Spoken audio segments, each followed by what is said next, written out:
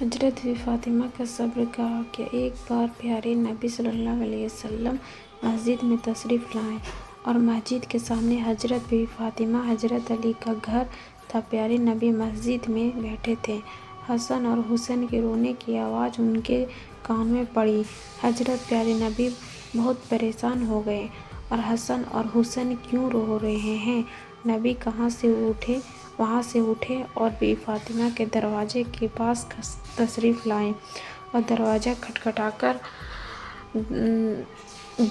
آواز دی، بیٹی فاطمہ دروازہ کھولو۔ اندر سے پیاری بیٹی بولی، ابو جان دروازہ کیسے کھولوں؟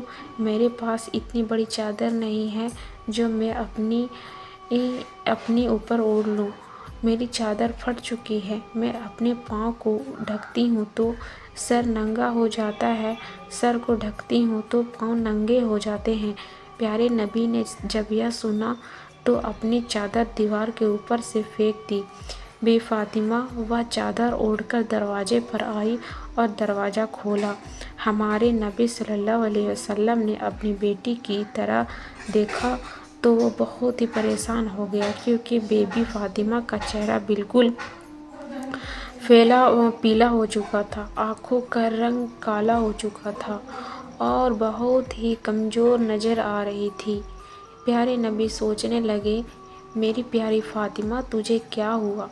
بی بی فاطمہ فرمانے لگی، اے ابو جان، آپ آج مجھے معاف کر دینا، آج آپ کی بیٹی استقبال کے لیے دروازے پر نہ آ سکی۔ آپ کی بیٹی کئی دنوں سے بھوکی ہونے کی وجہ سے اتنی کمزور ہو گئی ہے کہ چارپائی سے اٹھا بھی نہیں جا رہا ہے۔ میرے شوہر حضرت علی سوئے خدا اسلام کی تبلیغ کے لیے اللہ تبارک تعالیٰ کی کتاب کو مختلف علاقوں میں پہنچانے کے لیے گئے ہیں اور گھر میں کچھ بھی نہیں ہے کھانے کو۔ یہ کہہ کر بی فاطمہ رونے لگی اور کہنے لگی، اے ابو جان، حکم کریں۔ آپ پیارے نبی اپنی بیٹی کی بات سن کر رونے لگے اور کہنے لگے، میں مسجد میں تھا، حسن اور حسین کی رونے کی آواز بہت تیز سے آ رہی تھی، میرے کانوں میں پڑی، پریشان ہو کر آیا ہوں۔ حسن اور حسین کیوں رو رہے تھے؟ بیٹی بولی، اے ابا جان، روئے نہیں تو اور کیا کریں، حسن اور حسین 2 دن سے بھوکے ہیں۔ پیارے نبی نے اپنا مبارک ہاتھ اپنی بیٹی کے سر کے اوپر رکھا اور دلاسا دیا کہ اے بیٹی، صبر کرو۔ رسول اللہ علیہ وسلم والے نے حسین کو اپنی گود میں لیا اور اپنی مبارک انگلیوں کے منہ میں ڈالی تو حسین اسے چومنے لگے اور خاموش ہو گئے۔ حسن کو اپنے کندھوں پر اٹھا لیا، حسن نے بھی خوب آرام پایا۔ اسی طرح 2 ننھے صاحبزادے آرام میں آ گئے۔ اتنے میں مسجد میں اذان کی آواز گونجنے لگی۔ بی بی فاطمہ جانماز بچھائی اور نماز پڑھنے کے لیے کھڑی ہو گئی۔ اتنے میں ہی پیارے نبی رسول اللہ نے دیکھا کہ فاطمہ نماز پڑھتے پڑھتے گر گئی تو نبی دوڑتے دوڑتے اپنی بیٹی کے پاس آئے اور ان سے پوچھا، اے بیٹی، تجھے کیا ہوا؟ یہ سن کر بی بی فاطمہ رونے لگی اور کہنے لگی، بابا جان، آج آپ کی بیٹی کا 4تھے دن کا پھاقہ ہے، یعنی کہ بی بی فاطمہ 4 دن سے بھوکی تھی، کچھ بھی نہ کھایا تھا، ایک کھجور کا دانہ بھی نہیں کھایا تھا، اس لیے کمزوری کی وجہ سے میں گر گئی ہوں۔ پیارے نبی رسول اللہ نے دیکھا کہ بیٹی کے پیٹ پر 3 پتھر بندھے ہوئے ہیں۔ پیارے نبی پوچھنے لگے کہ اے بیٹی، یہ کیا ہے؟ بی بی فاطمہ کہنے لگی، اے ابو جان، جب پہلے دن میں بھوکی تھی تو کچھ بھی کھانے کا نہیں تھا تو میں نے ایک پتھر کو اپنے پیٹ کا باندھا اور جب دوسرے دن بھی کھانے کو نہیں تھا تو میں نے دوسرے پتھر کو بھی اپنے پیٹ سے باندھ لیا اور جب تیسرے دن بھی کھانے کو نہیں تھا تو میں نے تیسرا پتھر بھی اپنے پیٹ سے باندھ لیا اور آج آپ کی بیٹی کی 4تھے دن کا فحاشا ہے، آج آپ کی بیٹی 4 دن سے بھوکی ہے۔ یہ کہہ کر بی بی فاطمہ رونے لگی۔ پیارے نبی کہنے لگے، اے فاطمہ، اپنی جانماز کا پلہ اٹھا۔ جب بھی فاطمہ نے اپنے پاس کا پلہ اٹھایا تو مصلے کے نیچے ہزاروں کی تار سونے کی ڈھیر لگا ہوا تھا۔ پیارے نبی فرمانے لگے، اے فاطمہ بیٹی، یہاں سے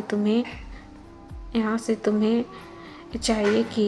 یہ سن کر بھی فاطمہ نے سونے کو ہاتھ نہیں لگایا اور جانماز کا پلہ واپس رکھ دیا اور کہنے لگے، اے ابو جان، مجھے یہ سونا نہیں چاہیے۔ پیارے نبی نے جب یہ دیکھا تو اپنی بیٹی کو گلے سے لگایا اور کہنے لگے، اے فاطمہ، میرا یہ صبر قیامت والے دن یاد رکھا جائے گا۔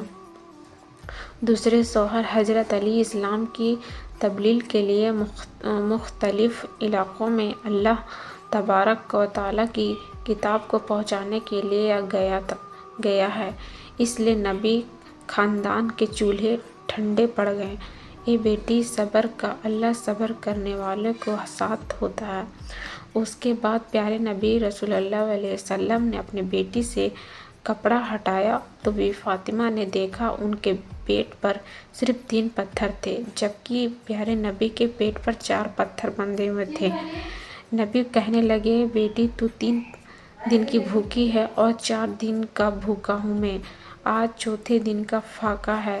میں نے اپنے پیٹ پر 4 پتھر بندھے ہوئے ہیں۔ پیارے نبی رسول صلی اللہ علیہ وسلم نے ایسا کیوں کہتے تھے کہ ان کے ایسا کرنے کی وجہ کیا تھی؟ وہ چاہتے تو پہاڑوں میں بھی سونا کر دیتے، لیکن بھوکے کیوں رہتے تھے؟ کیونکہ اس کی امید غریب کی وجہ سے اپنے ایمان کا سودا نہ کرے، اس کی امت یہ نہ کہے ہمارے نبی نے شان و شوکت سے زندگی گزاری ہے اور ہم غربت میں رہ رہے ہیں۔ پیارے نبی کی انگلی اشاروں پر چاند چلتا تھا اور ان کے پسینے کی خوشبو گلابوں میں مہکتی، جس کے اشاروں پر سورج بھی واپس آتا تھا، جس کے اشارے پر پتھر بھی بولتا تھا اور کہتا تھا، لا الہ الا اللہ محمد رسول اللہ۔ پیارے نبی کے سجدوں پر عمل کرنے کی